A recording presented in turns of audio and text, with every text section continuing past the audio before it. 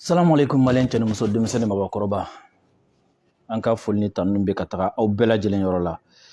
Ni video telima ye, ni ye kunnafoniya telima ye, puis a kunnafoniya ka teli a ka kalan. Malien a ka kalan kosɛbɛ, malien bɛɛ kan ka bɔ ni kalama. O la an b'a ɲini aw fɛ video in a ka partage kosɛbɛ. Bi ye mardi ye, bi ye août kalo tile 30 ye. Video in a nafa kama a y'a partage. Malien video in nafa kama a y'a partage. Aw denkɛ n'a balimakɛ don Dirisa Mɛmɛnta Yɛrɛwolo debout sur les remparts. Malien ni Ala bɛ ko min na a ma tiɲɛ. An y'o fɔ. Faransi ka bon mais Ala ka bon ni Faransi ye. Ni se bɛ Faransi ye, se bɛ Ala ye ka tɛmɛ Faransi kan. An ni Ala bolo bɛ ɲɔgɔn bolo. Janfan fɛn fɛn donna Mali kan, janfan fɛn fɛn bɛ jamana in kɔ kan, Malien siga t'a la. A bɛɛ bɛ ka bɔ ka da kɛnɛ kan kelen kelen.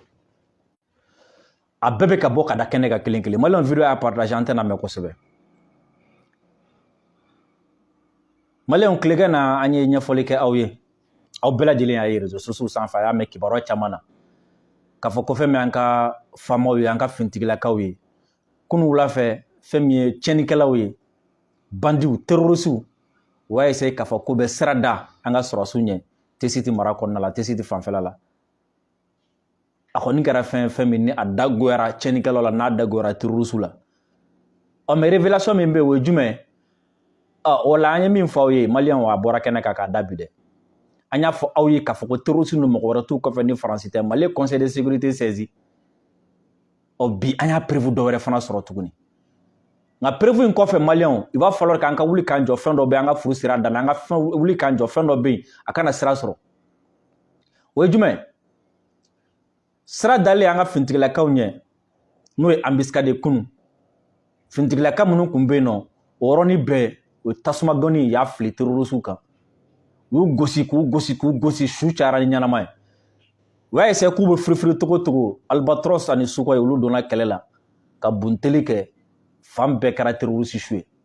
Mais Malien min kɛra balinako ye d'abord an bɛ fɛ ka précision dɔ di hali n'a sɔrɔ ni a bɛɛ ye kelen an kumana Croix Rouge kan. Kunnafoniya laban b'a yira n na k'a fɔ ko Médecins Sans Frontières de don. An ko k'o yɛrɛ ka jugu ka tɛmɛ a tɔ bɛɛ lajɛlen kan. Médecins Sans Frontières d'abord o ɲɛmɔgɔba min bɛ yen min y'a créé français don Bernard Kouchner, français ministre kɔrɔ don. O Médecins Frontières min ni k'an ka mɔgɔw ka armée ni terroristes to kɛlɛ gannen na waati min na Médecins Sans Frontières de taara Ala minɛ. Terroristes ka banabaatɔw minnu kan ka boli hali a su dɔw minnu bɛ yen n'an ɲɛ dar'u kan an b'a dɔn ko tiɲɛ yɛrɛ la nin ye français ye, n'an ɲɛ dar'u kan an b'a dɔn tiɲɛ yɛrɛ la nin ye Faransi ka mɔgɔ ye. Médecins Frontières de Ala minɛ ka kɛlɛ to sen na. O tiɲɛnikɛla minnu bɛ yen, o terroriste banabaatɔ minnu bɛ yen nɔ ka fɛɛrɛ kɛ ka don joona ka kɛlɛ to sen na terroriste ka banabaatɔ k'olu cɛ, k'olu labɔ kɛlɛkɛyɔrɔ la joona. An ka finitigilakaw bɔra nin ko in kalama o yɔrɔnin bɛɛ u ye wulikajɔ sabati ko ninnu tɛ se ka to Médecins Sans Frontières bolo, mɔgɔ ninnu ka segin autorité malienne ma. Médecins Sans Frontières i bɛ se k'a fɔ k'i ye humanitaire ye nka an b'a yɛrɛ ɲininka min na fɔlɔ mission humanitaire ye tiɲɛ mais kɛlɛ bunnen bɛ sen na aw ka taga ka kɛlɛ bunnen to sen na ka terroristes ka banabaatɔw cɛ o yɔrɔnin bɛɛ ka tunu ni olu ye k'a t'o di o siga n'a ye ko la dɛ. A filanan ye jumɛn ye? An b'a fɔ ayi ninnu ma don kɛlɛ bunnen koyi, ninnu ni terroristes ye ɲɔgɔn tagama ɲɔgɔn de ye. Depuis terroristes bɛ opération labɛn waati min na u ni ninnu bɛ ɲɔgɔn kalama. O la n'a gana ni mɔgɔ min kan ka boli u b'u dɛn ka boli ninnu ka mobile fɛ, ni minnu kan ka tunu u b'u dɛn ka tunu ninnu ka mobile fɛ. O tuma laɲini ye jumɛn? Premièrement su b'a la banabaatɔw bɛ yen minnu ni Faransi tɛ fɛ a ka dɔn, ni Médecins Sans Frontières tɛ fɛ u ka dɔn, n'u donna a malo ka bɔ Faransi ma. O la bɔ bɛ kɛ ni olu ye joona, a dɔw bɛ kɛ i n'a fɔ banabaatɔ dɔ k'a sɔrɔ hali banabaatɔ tɛ o. U bɛ se ka kɛnɛmaw yɛrɛ ka joli m'u la, ka kɛnɛmaw yɛrɛ ka daba kama k'u kɛ i n'a fɔ banabaatɔ walasa u bɛ se ka latunu cogo min na. O la ni ninnu ma minɛ Médecins Sans Frontières la joona mun bɛ kɛ?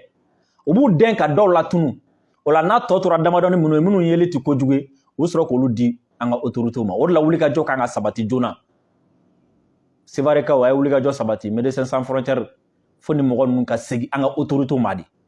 Nin tiɲɛnikɛla ninnu ni terroristes ninnu français ninnu fo ka segin an ka autorités ma de. Ni ninnu tununa tantɔ a janfa barika ka bon kojugu. a filanan ye jumɛn u bɛ taa ni mɔgɔ ninnu de ye ja Nations Unies ka rapport ninnu an y'u faamu ja bɛ kɛ tan de u bɛ nin terroriste ninnu k'u den ka boli ni ninnu de ye o la u bɛ sɔrɔ ka taa ninnu de ka témoignage ta o la u bɛ sɔrɔ k'a fɔ ko armée bɛ ka exaction kɛ ko mɔgɔ dɔ y'a lakali ja mɔgɔ wɛrɛ m'a lakali dɛ olu yɛrɛ bɛ mɔgɔ minnu laboli kɛlɛkɛyɔrɔ la ninnu de ka kumakan kɛlen don k'an ka rapport fa o bɛ wele cogo di ko blanchiment du terrorisme o ye ka terroriste ko k'u jɛ nin baara de kɛra T-Site mara la an ka mɔgɔw ka wuli ka jɔ senfɛ wa Médecins Frontières dogolen don ni mɔgɔ ninnu ye wala fɛrɛ bɛɛ ka kɛ walasa ni mɔgɔ ninnu ka segin an ka autorité ma maliyɛnw bɛɛ ka wuli k'i jɔ ni mɔgɔ ninnu ka segin an ka autorité ma ni mɔgɔ ninnu taara ka dankɛ maliyɛnw Français taara ka dankɛ dɛ nin ye kabako da ye a t'an dɛmɛ an ka kɛlɛ la a b'an tɔgɔ tiɲɛ an bɛ sa u ɲɛna o tɛ fɛn fɔ mais n'an nana se kɛ terroriste la don min na a bɛ boli ka t'olu ta k'a b'olu exfiltrer non nin kelen ni mankan tɛ ka ja nin mankan tɛ ka ja i Médecins Sans Frontières o i Croix Rouge u bɛɛ ka baara ye kelen bonnet blanc bonnet a bɛɛ ye kelen et puis min ye kabako ye a ko in na n'o kan ka mɔgɔ sɔmi janya no Médecins Sans Frontières a ɲɛmɔgɔ Bernard Kouchner France ministre kɔrɔ de don an dun ni France bɛ kɛlɛ la wa France bɛ kan attaquer après u taara Conseil de sécurité la u tɛgɛ talen filɛ mɔgɔ jeninen kan tuguni maliyɛnw video y'a partager diɲɛ bɛɛ k'a sɔrɔ fo ni mɔgɔ ninnu ka minɛ ninnu na ka segin an ka fɛntigilakaw ma merci beaucoup